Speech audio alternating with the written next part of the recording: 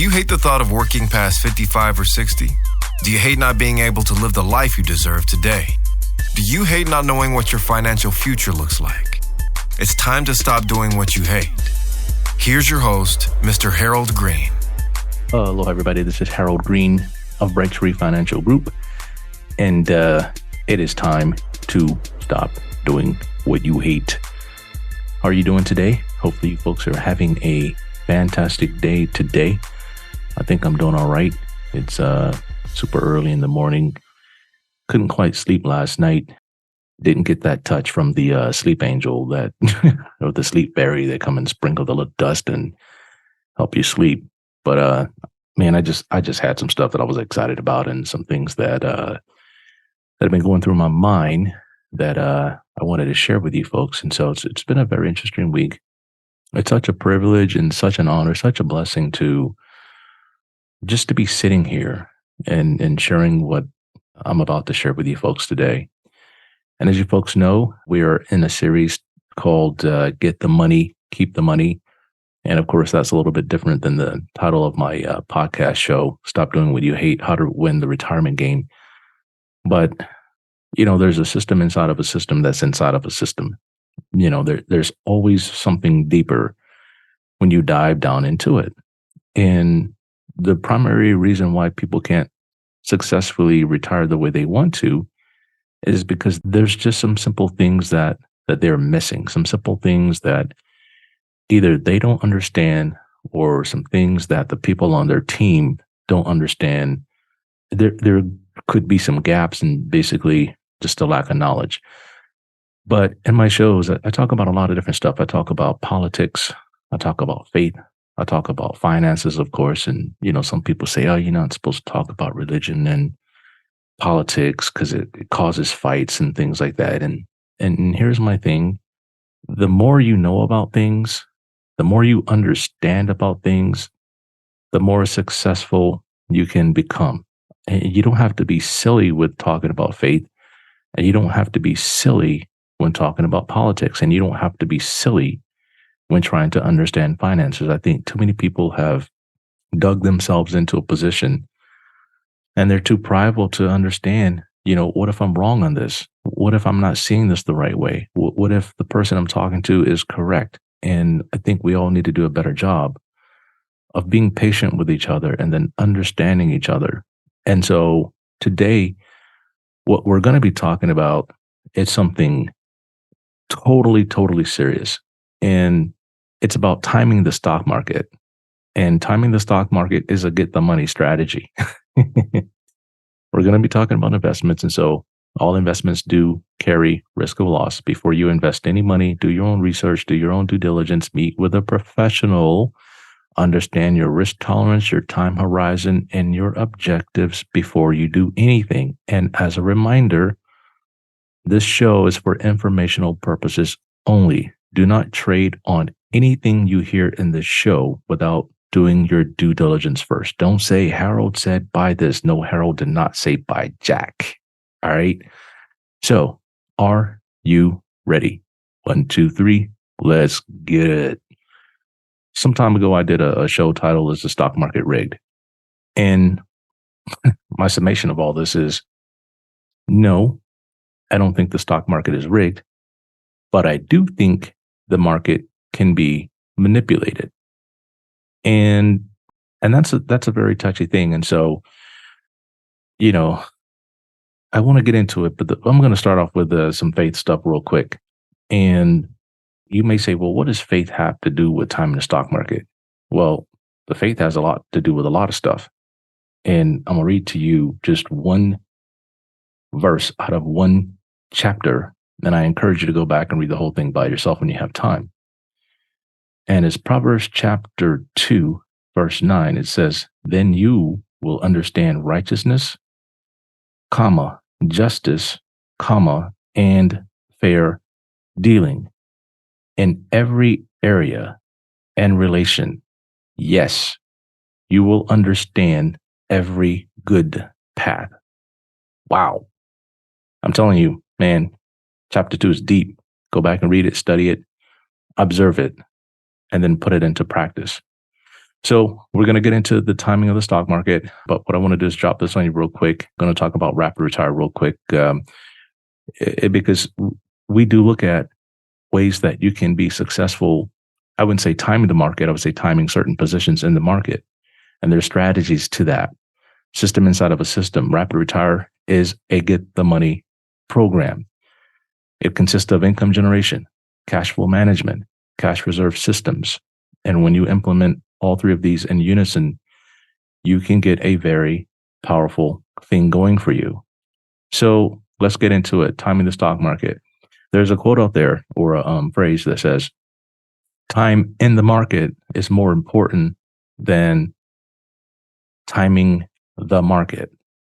And if you're going to set out to try to time the stock market, a couple of things you got to understand. Number one, you have to identify your objective. Like, what is it that you're after? Are you after one, short-term success to fund something, or after two, long-term goal over retirement, or three, a combination of both?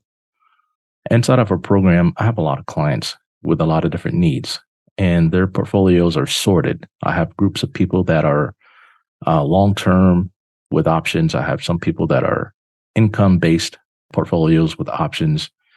There's just a plethora of different systems or trading styles that I have in these different portfolios for these clients based on certain objectives, right? And so I know what they all need. We have a huge spreadsheet of everybody that needs money every single month for retirement. I used to be an air traffic controller. And the one thing about being a controller is you need to know where your planes are at all times. You know where that plane is. The pilot knows where that plane is. And if any one of you at any time don't know where you are, that is a recipe for disaster. All right. So you got to know where you're at. You got to know where you're flying. Okay. Where you're going to. And, I look at it like this. I sometimes go by the one stock theory. And the one stock theory is real simple. If I could only buy, trade one stock for the rest of my entire life, what would it be? And I did some thinking on this. And even before I got real heavy in the investment world, I was what I would call an observationist. I love watching people. I love observing things. I could sit there and watch a tractor work all day, how it would just go and dig and it would do things, or a crane, just the way it moves. I love observing things, people in parks playing with their kids. I'm birds flying. I observe. And when I put this into practice, bottom line, this is going to require you to have tons of observations. Okay. So back in 2019, I'm going to tell you a quick story. Back in 2019, I went to a foreign country for a short trip, and that foreign country was Japan. And, and I was in the investment world at the time. And so I was told and heard on the news and read in the papers and all the stuff that, the people of China, they don't have money. Their economy was about to tank. It was headed for ruin. And this was in November of 2019. And so this is what I observed as I shopped in Nagoya with my wife. What I saw just baffled me. I saw buses pulling up to the mall with tons of Chinese tourists. Now I thought, wait a minute. Why would people be in China spending their money if they're going broke? Why would they do that? They were pulling up to the mall with suitcases. No, they did not just come from the airport. And here's what they were doing. They were buying things up in the mall by the suitcases. I watched my wife stand in line at some of the cosmetics places, with the little stands or whatnot. And she's looking for certain stuff. And these people were packing their suitcases full of stuff. Now, if what I heard on TV was true and what I read in the newspapers was true, why was I seeing something different with my own eyes, right? So guess what trade I made after seeing this? I'll tell you later. But I said, man, either somebody's manipulating the market, they're trying to paint a narrative for a trade, something's going on. This ain't right. What I'm reading is wrong. Certain segments maybe, but then no, I can't see it. And this is 2019. This is before COVID. All right. November of 2019. COVID was out. COVID was out in November of 2019. They have facts to back that up. So timing the stock market is one of the greatest mysteries of all times, right? Many people say you can't time the stock market. And my thing is, if that is true, then why do so many people have success in the market while others fail miserably? And it dawned on me that it's two reasons why. Number one, some people have bad judgment. And number two, some people simply have bad timing. And sometimes it's three, a combination of both bad judgment and bad timing. So what am I talking about when we look at the bad judgment stuff? Well, to me, this is buying stuff you hear about on TV without any research at all. Somebody will say, hey, this and that on TV. And it's like, okay, this is what's going on here and there. And, this sector is trend, da-da-da-da. And then boom, you didn't do your own research. You don't even know if that stock is right for you in your risk tolerance. You have no idea what you're getting yourself into other than the fact that somebody said it on TV. I've tried that a couple of times just, with small trades, just to see, what these experts were talking about. I tell you, in very small amounts, I kid you not, within days, that stuff went to garbage, right? And then a year later, they're back on TV and somebody asked them, hey, whatever happened to that stock? Man, I'm still in it. We're still holding it. And it's like, yo, this is why people shouldn't do stuff like that, right? And who knows what the position size was that they had. You don't know if it was a part of the portfolio, like 1%, 0.5%. You have no idea. And of course, what I'm telling you, if you're successful at anything, you know already, you're not going to go and try to do stuff at your job based on what somebody said on TV. You're not going to do that. All right. Number two, buying stuff they hear their peers buying without any research, things you hear at work, just all kinds of stuff. Somebody told me about a stock not too long ago, and I was like, yo, no, no, really? I said, nope, why not? And I was like, I listed all my reasons. And sure enough, that stock is going down right now, right? There's certain things you have to understand. And and this is funny because I did a simple Google search about timing the market, and this is what they came up with. Some simple things you should know, like how did you time the stock market? Market timing tips every investor should know. And I'll just read, it's to study long-term cycles, watch the calendar, ranges that set up trends, buy near support levels, build bottom fishing skills. Like when I'm looking for catfish, no. Identify correlated markets, hold until it's time to sell. The bottom line, like, what are you talking about here, right? What is a long-term cycle? Like, what is that? Watch the calendar. What calendar? What are you talking about? And these are all things that you have to dive into and dig into. And I do have a calendar, and what I do is I put important dates in there. We have this huge spreadsheet of options, like when they expire and stuff like that, the percentages and so on and so forth. And bottom fishing, I don't bottom fish. I have another strategy I'll talk to you about in a second. Hold until it's time to sell. When is that, right? When is it time to sell? And I'll tell you, right? You won't know. You will not know it's time to sell because you can be in and out of a position. So you put a 5% stop, boom, it hits 6% and then bounce up 20. You're out at 6%. You set your stop at, you set your stop at 5, right? You got stopped out at 5 and it went down 1 more percent lower and then it bounced up 20. And you're like, oh man, I missed it. Oh God. Bad timing.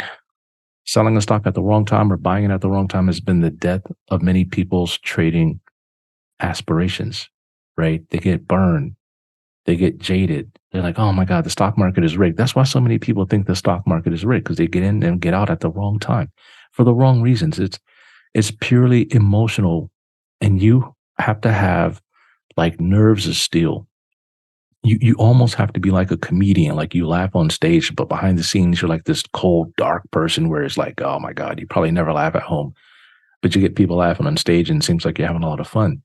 The investment world is a little bit similar. And I'll be honest with you, a lot of traders have PTSD, some sort of PTSD, some sort of anxiety, because you don't know where the booms are coming from or the busts are coming from. You don't know what's around the corner. And so I'll tell you how to deal with that in a second, how I deal with that. Now, what all of this boils down to is two things.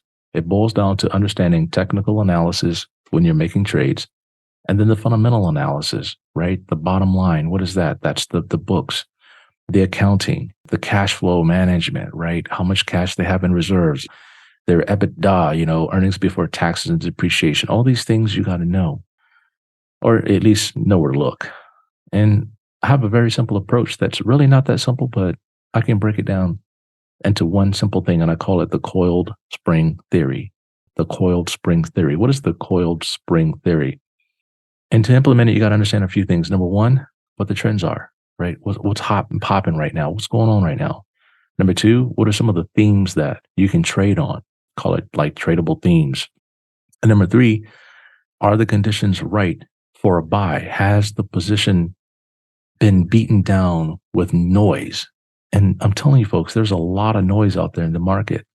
And it's very interesting. So some of the examples of the past that have caused what I would say the coiled spring theory is COVID. That was a big one. We're going to go look at some positions that just really popped off during COVID.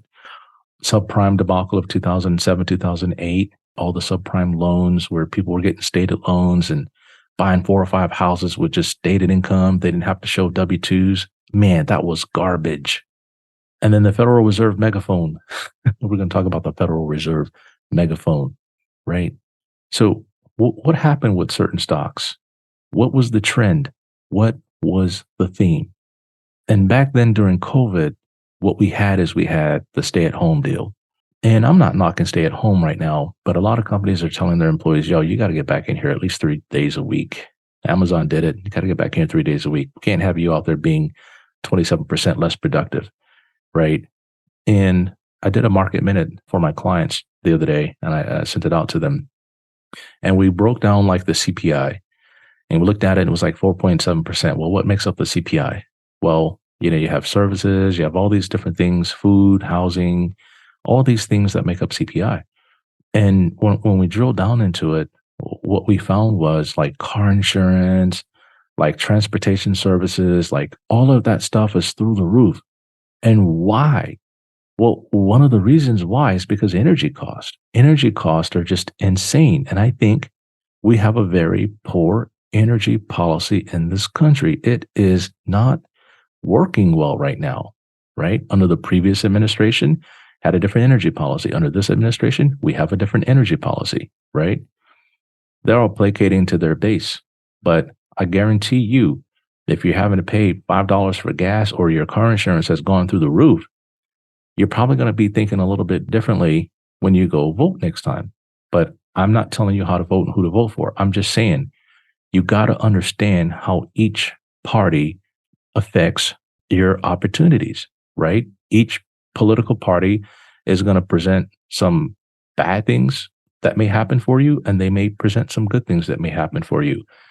That's why Proverbs 9 is so important. Then you will understand righteousness, justice, and fair dealing in every area and relation. Yes, you will understand every good path. There's good things everywhere. There's good paths everywhere. You just have to find them. But oil cost, it drives up the cost of food. It's keeping inflation higher. So what happened at the stay at home, the work from home, right? Some of the stocks that popped off was just insane. We had Toll Brothers, we had Lennar, we had Restoration Hardware, we had Home Depot, we had Tractor Supply. These things were ripping. Why? Because interest rates were still low back then, and people, they got a 2% mortgage or 3% mortgage or taking out lines of credits, and they had time on their hands to redo their bathroom. A lot of do-it-yourselfers, right? Housing, Toll Brothers, and get this now. This is up until February 12th, 2021. Toll Brothers was up 42, right?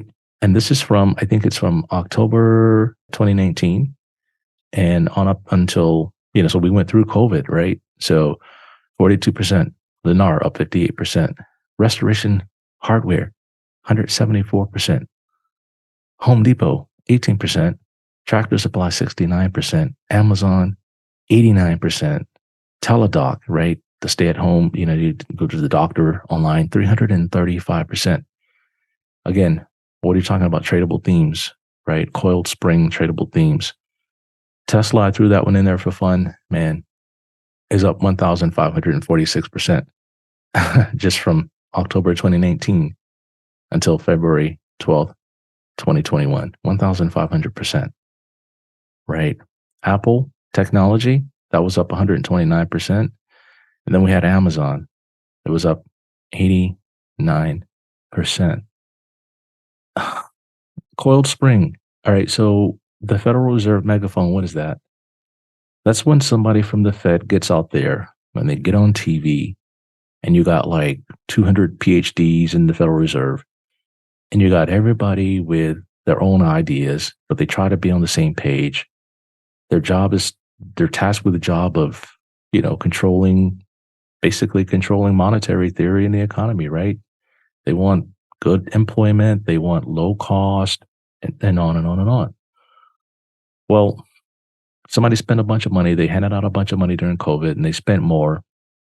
And even some of the top economists are saying, look, y'all, you're spending too much money. You can't keep giving people money to stay home.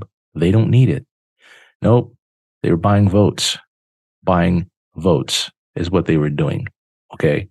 If some of these programs were great, why do we still have the problems that we have? All this money was spent. It doesn't seem like anything's been fixed. They caused a hell amount of inflation. And that's fact. The economists will tell you that. That is fact. They spent too much. They gave out too much. They put too much money in the economy, more than was necessary. Then we got this train wreck of inflation up 9%. That's insane. When the Fed comes out, we got to get it down. We got to get it down. We got to get it back to 2%.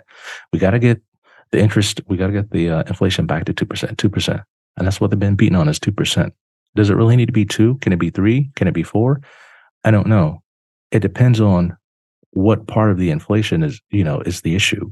If it's energy cost, if energy cost is the main reason why inflation is so high, look, the Fed can do all they want, right? The only thing they're doing is they're driving down demand. And this is how this works. It's supply and demand. The more demand you have with the limited supply is going to be inflated. All right. So that's the issue. Got to get that fixed. But they say things like, oh, well, we still got a long ways to go. A long ways to go to where? Inflation is at 4.7%. You're trying to get it down to 2. It came down from 9. If it was up at 9 and you say, we got a long ways to go. Yeah, okay, I get it. But it's at 4.7, and it's coming down. And that's a good sign. But what are they doing? They're causing harm in the market by jacking up these rates. Okay. And this is why so many people are concerned. Some of the top traders are concerned. They're like, hey, these idiots are going to cause they're going to cause a recession because that's the only way they're going to get inflation back down to 2% is by causing a recession. And some people are saying, hey, there's not going to be a recession because we'll have a soft landing. Some people are saying, hey, we're not going to have any landing at all. This thing is just going to keep humming along. Inflation is going to slowly come down and then the Fed's going to reverse course. But when they come out and say things like, we're going to stay higher for longer, we're going to keep rates higher for longer, we see unemployment ticking up, things like that, it gets a lot of people nervous. And so what it does is it drives down technology stocks, like in the worst way, because yields are going up on treasuries, and you can look all this up and study it, but yields are going up on treasuries. And basically what that simply means is if you want people to take your debt, you got to pay them a higher interest rate. That's all that means. Okay. And so borrowing cost goes up. So a lot of times technology companies have to borrow, in the past they did, in order to do the research and development and so on and so forth. But that's not true anymore. These companies are flushed with cash. And so to me, when I see the stocks get depressed 5, 10, 15% in this type of environment, to me, that is a coiled spring. That is the time that I go in there and I rotate out of stocks that have done well, like we rotated out of energy earlier this year, well, last year, and we rotated in October to, guess what, technology. And so far, that's been amazing. These are the themes. And sometimes you got to be very contrary when you hear people say certain things. I mean, look, I'm going to go back to the chart again. I got it out. I like my charts. All right. And if we just go back and look and we go year to date, right? Year to date from back then, October, some of these companies are still up nice, even with the crazy things that have gone on. Okay. They're up nice, even with the things that have gone on. So, I mean, year to date, these same stocks, when I rerun the chart and trying to get it to pull up here, and Tesla's up 98% year to date. Toll Brothers up 67%. What is it here? Lennar is up 31%. Restoration Hardware is up 36%. Home Depot's up 4%. Tractor Supply is down 2% for the year. Amazon's up 64% for the year. Tesla's up 109%. At one point, now they're only up 98%. And then Apple's up like 45%. So maybe my numbers are off just a little bit here. But again, Apple 45, Toll Brothers 67, Lennar 33, Restoration Hardware 42, Home Depot 5, Tractor Supply is minus 1.90%. Amazon is up 64. Tesla's up 98. And then TDOC is down 3%. So TDOC, we've been out of that a long time ago. I'm just kind of showing you that for if we would have held through all of this stuff, if you were to buy in a whole position. But we're not buying hold. We are rotate, consolidate, and that's pretty much about it. But there are tradable themes. There are things that present coiled spring moments. You have to be willing to get on it, right? You can't be afraid of it. And that's basically what we do for our clients here at Bright Tree Financial Group, or Bright Tree Wealth Management is what we call the company now. So if you're interested in understanding what it is that we can better help you with, and you're interested in our rapid retire financial planning process, give me a call. Get on my schedule, 808-521-4401, and Beverly will get us talking. And so, I just wanted to present this to you. You can't time the market as a whole because the market is made up of individual stocks, individual mutual funds. But you can do your research and find tradable themes, things that are being beaten down, coiled springs, and then you can jump on them. But you know what? Don't jump on a bad company that has bad management. Read the information on them, understand who's running them as best you can. And then you got to do your due diligence on that. It's like you date somebody, right? You want to make sure you understand who you're getting involved with. And you may have to date them for a little bit to find that out, but I'm sure in one or two dates, you can just kind of find things that make you say, yeah, I don't want to do this. This is not going to work. Peace, I'm out. Bye. And that's the same way with certain stocks. Number one, you want to avoid the bad judgment. Number two, you want to avoid the bad timing. And so I just wanted to drop the show on you today. Hopefully it's powerful for you. It's purposeful for you. And it's practical for you. And that's pretty much what I want for everybody. So thanks for tuning in, everybody. And until next time, 1, 2, 3, let's get it. This is thepodcastfactory.com.